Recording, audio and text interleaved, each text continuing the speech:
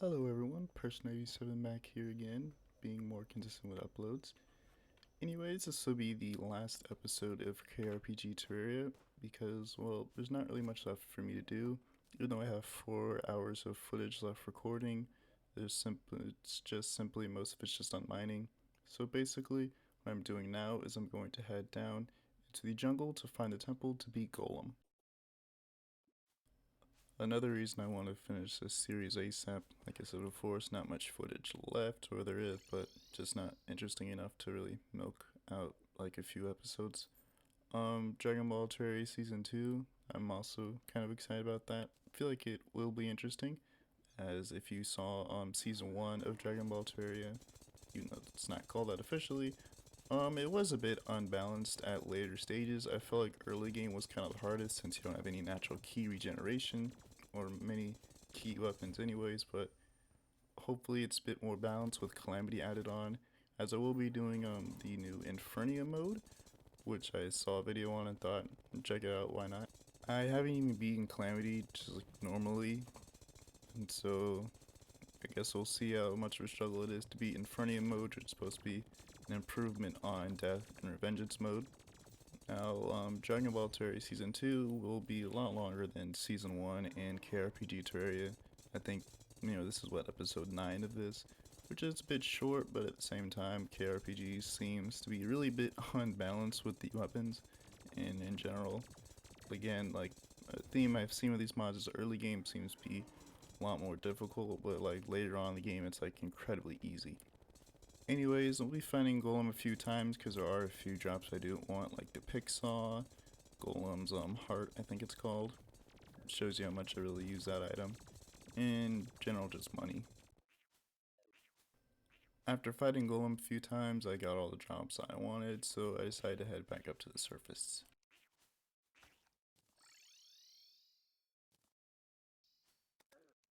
Now, before my buffs ran out, and because of how fast I killed Golem, I decided to start the lunar event by killing Lunatic Cultists.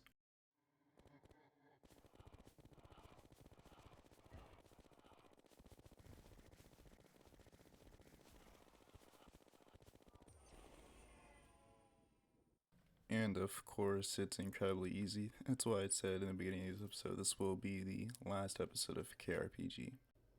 Now, while this does have some RPG elements, the KRPG mod does, it's not really, I guess, a true RPG. Like I was looking for like a quest system, maybe a class system. It just has like leveling up and of course stats and all that, but it's not really, I guess, a true RPG. It's just kind of Terraria, but with a leveling system, and the leveling system makes Terraria just kind of a lot easier than it really should be, but I guess it can't really be helped. Now, there is a mod that does have what I was looking for. It's called Bismuth. I was gonna do a series on that like a couple months ago when I wasn't uploading, but I then recorded like an hour of footage. I just never ended up not finishing it, and then a couple months later, I saw that there was a Calamity plus Dragon Ball Terraria add-on, and I thought that was perfect, as episode 1 of Dragon Ball Terraria amassed over 400 views, which isn't a lot, but it is a lot to me, surprisingly, so I thought maybe, hopefully, part 2 of that series will garner even more attention. Anyways, after exploring the dungeon for a bit, attacking the Stardust Pillar for a bit, I decided to head down to the Glowing Mushroom Biome, as I do want to set up Shrew my armor before I fight the rest of the pillars. While waiting for the rest of the not for the rest of the pillars, for the Shroomite grass to grow and for the Shroomite NPC to spawn in, I decided to finish fighting the Stardust Pillar. After beating the pillar, he still hasn't spawned in, so I decided to expand my house for the last NPCs I want to move in. While I was waiting, I decided to expand my arena, as I probably would need it for Moonlord, which I really didn't need it, but can never be too careful. Now, because the mushroom NPC wasn't spawning down underground, I decided to just make my own unofficial mushroom biome upstairs, not upstairs, above ground, and of course, that had to be Blood Moon while I was doing this. Once he spawned in, I headed to the underground jungle to collect some chlorophyte. It took a lot longer than it really should have, but I finally got the full set. Now, one thing about KRPGs, it makes the solar pillar a lot more annoying than it should. Though I say this as if the solar pillar wasn't already annoying. Vortex was the last pillar I needed to kill before Moonlord. And as you'll see here, Moonlord is a lot easier than you would expect.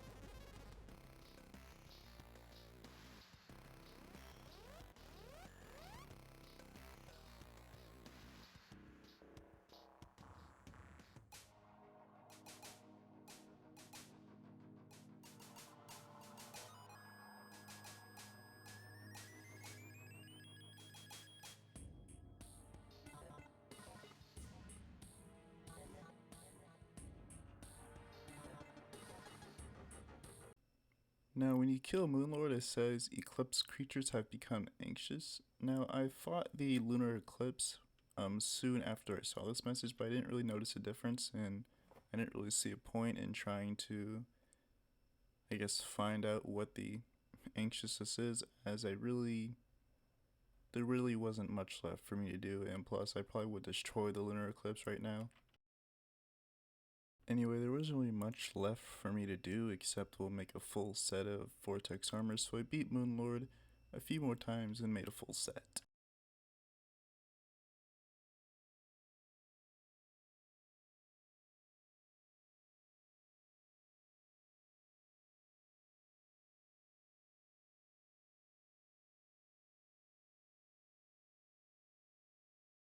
I decided to summon Moonlord again just to see how fast I could beat him with the new armor set, and to see if I can get the SDMG, but if I didn't get it I wasn't going to grind out Moonlord to get it, as I really wouldn't have nothing to use it on.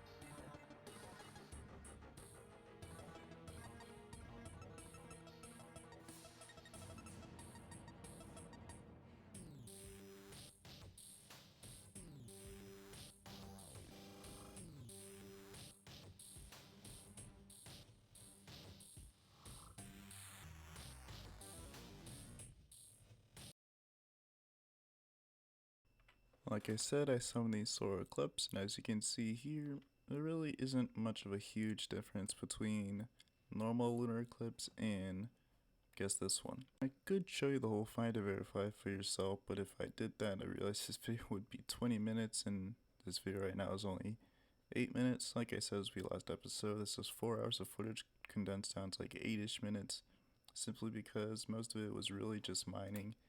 And you know, endgame there really isn't really much to prepare for. You know, once you kind of, I guess, once you get to hard mode, and it's just kind of like a cascading effect, or not a cascading effect, like a snowball effect. You know, really you progress through the game a lot faster late game than you do earlier game.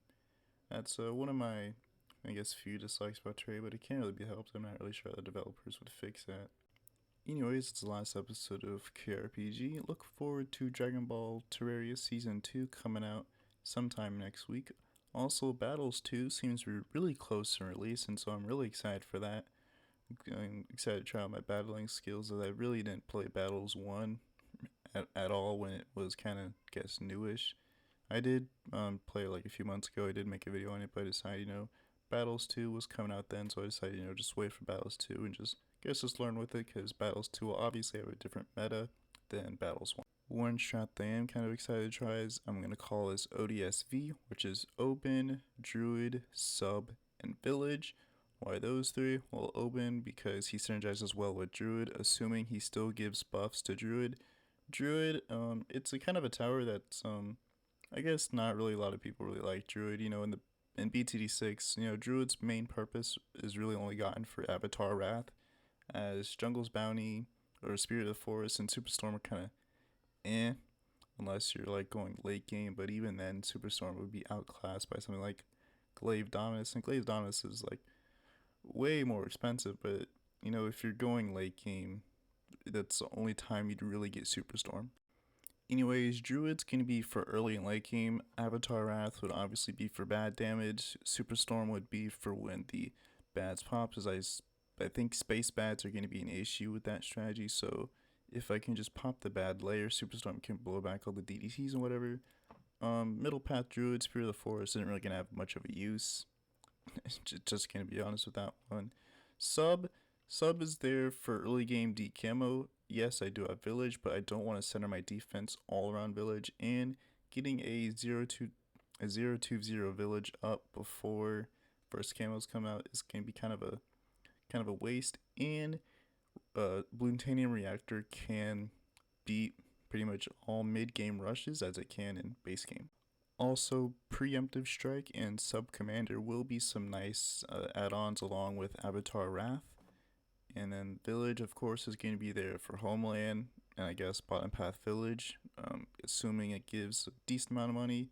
I guess the only really useless towers in this strat would kind of be Primary Expertise and Spirit of the Forest, as Spirit of the Forest is kind of without farms. It really doesn't give a whole lot of money. Yes, it does give lives, but I'm assuming they might change that because I'd be kind of, I guess, OP maybe. Now, for maps with no water, I'll just be the same strat, but replace Sub with Mortar. Why Mortar? Because, well, Mortar has Signal Flare and early game decamo, which is really what I want, is early game decamo. Also, Bloon Sin will be good mob damage, as well as Shattering Shells. Having that ability to defortify balloons will be really cool. Papana will also be really great stun, just being able to stun balloons so Avatar Wrath and other towers can beat them while they're stunned. And of course, Papana does get a damage boost to stun balloons, assuming they keep that in battles too, which I'm assuming they probably will, as it kind of be bad if they didn't do that. Anyways, I'm rambling. This isn't even a battles related video, so that will be the last episode of KRPG. As you can see in the footage, solar eclipse event doesn't seem any different than normally. KRPG, I will say, I guess, does need a bit of balance, as I will say. Late game is incredibly easy. I shouldn't really be able to shred late game bosses in like 3 seconds.